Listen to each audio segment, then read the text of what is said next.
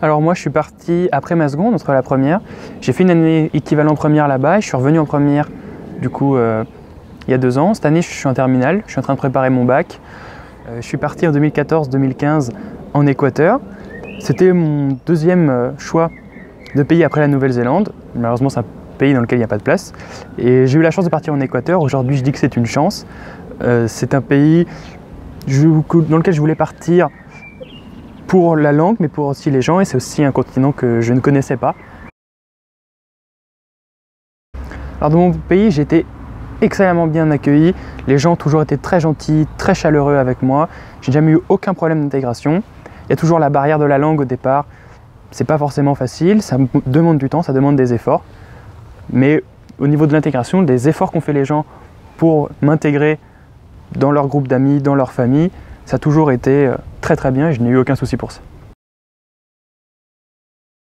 Alors elle s'est très bien passée dans le sens où j'ai été très bien accueilli dans mon lycée, d'abord par les gens de ma classe qui m'ont tout de suite essayé de m'intégrer. Il y a beaucoup de travaux de groupe en Équateur, ce qui m'a permis aussi de m'intégrer, d'essayer de faire mes devoirs, de participer comme n'importe quel lycéen équatorien. Et ensuite par les professeurs. Alors bien sûr il y a toujours des professeurs qui sont bêtes et méchants et cadrés, qui ne voient que le côté scolaire de la chose, mais il y a aussi beaucoup de professeurs qui sont là pour vraiment une réussite personnelle et humaine et qui aident aussi beaucoup à s'intégrer. Et puis il y a certains côtés, on va dire peut-être très latino-américains, qui aident aussi, le fait que les gens soient toujours très chaleureux et même le fait qu'on soit un peu comme une famille dans le lycée, avec des uniformes, avec des gens qui vivent tous dans une petite zone géographique. Donc non, ça s'est vraiment très bien passé. Il y a toujours la barrière de la langue au début, les premières semaines, les premiers mois, c'est un peu compliqué. Et là, il ne faut vraiment pas baisser les bras, il ne faut pas se dire qu'on est nul ou quoi. Il faut vraiment avancer et se dire de toute manière, j'y arriverai.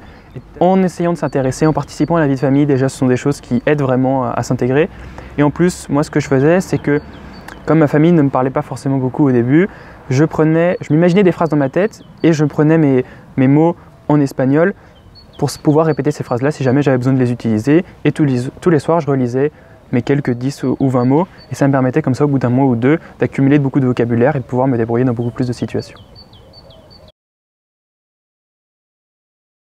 Alors en Équateur, moi j'ai eu la chance d'en faire 5, à peu près un tous les 2 mois, mais il y en a vraiment 2 qui m'ont beaucoup marqué, c'était celui de l'Amazonie et des Galapagos.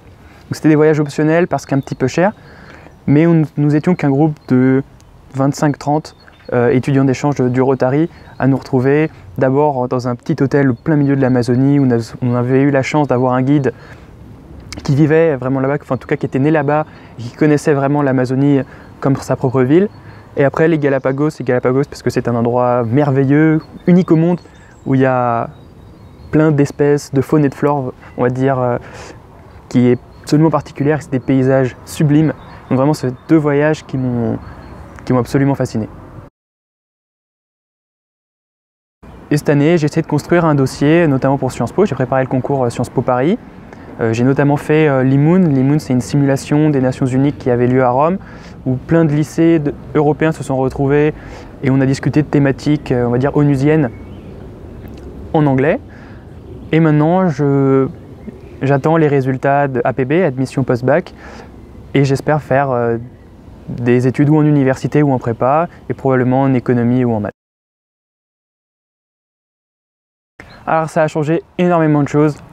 D'abord une assurance, on prend une certaine assurance parce que les petites difficultés qu'on va retrouver au quotidien ou au lycée, etc. En fait, elles n'ont rien à voir aux difficultés qu'on a eu à faire face durant l'année.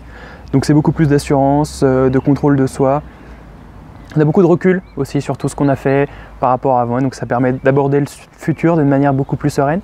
Pour ma part, ça m'a aussi développé une certaine rigueur, je pense, et aujourd'hui, je prends plus de plaisir à travailler pour le scolaire, dans le sens où je me dis que voilà, le futur, ça se construit et c'est pas en restant les mains dans les poches qu'on y arrive. C'est ce que j'ai fait en Équateur, il a fallu que je sorte les mains de mes poches. Et c'est ce que je me suis rendu compte qu'il fallait aussi faire ça dans la vie de tous les jours. Et aussi, je pense que ça ouvre un autre regard sur le monde. C'est-à-dire qu'on s'intéresse bien plus facilement au monde, à la politique, à l'économie, des choses comme ça, parce qu'on a eu à faire face à un nouvel environnement, à de nouvelles cultures totalement différentes de la nôtre.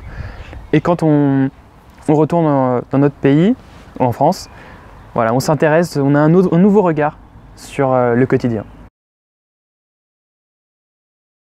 et c'était une année fabuleuse. Surtout merci beaucoup à vous, au district 1770 et à mon club de Savigny qui m'a sponsorisé, qui a cru en moi pour cette année. Y muchas gracias a mi club del Quito Sur y del Distrito 44 de Ecuador que me acogió durante este año.